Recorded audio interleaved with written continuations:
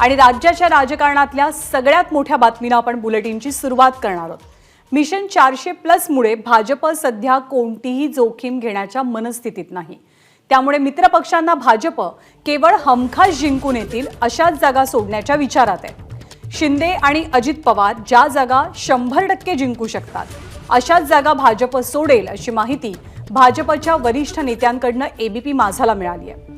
भाजप राज्यामध्ये 32 जागा लढण्यावर अजूनही ठाम असल्याचं कळतंय।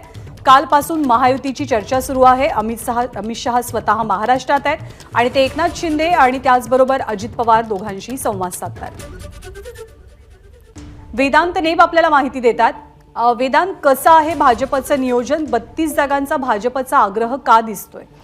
ज्ञानदा, ज्या प्रकारे भाजपने आपकी बार 400 पारचा नारा लावलेला आहे आणि 400+ जागा लोकसभा निवडणुकीमध्ये याव्यात यासाठी नो रिस्क धोरण भाजपने अवलंबलेलं पाहायला मिळते। आणि यामुळेच अमित शहा जेव्हा महाराष्ट्र दौऱ्यावर आहेत, मुख्यमंत्री दोन्ही उपमुख्यमंत्री यांच्यासोबत ते संवाद साधतात आणि यामध्येच आता ज्या विनिंग सीट्स शिवसेना त्यासोबतच राष्ट्रवादी काँग्रेस यांच्याकडे आहेत त्या विनिंग सीट्सच भाजप हे देणार आहे। त्यामुळे जो फॉर्म्युला आपण बघतोय 32-12-4 असा जो फॉर्म्युला आहे ज्यामध्ये 32 जागा या भाजप लढवण्यावर अजूनही ठाम आहे, तर 12 जागा या एकनाथ शिंदेंच्या शिवसेनेला तर अजित पवार राष्ट्रवादी काँग्रेस यांना 4 जागा दिल्या जाऊ शकतात।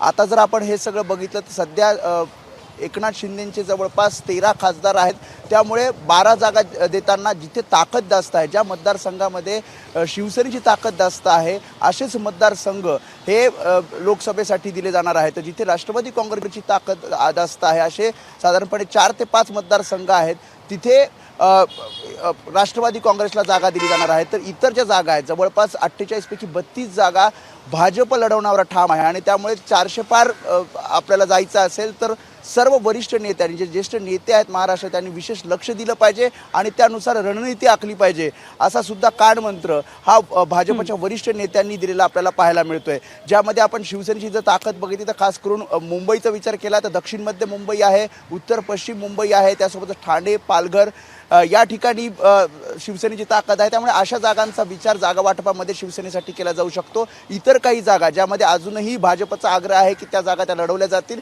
त्या जागावर अजूनही भाजप ठाम आहे आणि लवकरच या सगळ्या संदर्भातला निर्णय हा महायुतीकडून अपेक्षित आहे। ज्ञानदा, बरोबर आहे। देशातलं दुसरं मोठं राज्य आहे उत्तर प्रदेश पाठोपाठ महाराष्ट्र आणि महाराष्ट्रातनं कोणतीही रिस्क किंवा कोणताही धोका पत्करण्याचा सध्या तरी भाजपचा विचार दिसत नाही। त्यामुळे हमखास निवडून येणाऱ्या जागाच केवळ मित्रपक्षांना सोडल्या जातील, बाकीच्या जागांवरती भाजप दावा सांगेल अशी सध्याची चर्चा आहे। धन्यवाद वेदांत, ताजी माहिती वेळोवेळी जाणून घेत राहू। एबीपी माझा, उघडा डोळे बघा नीट।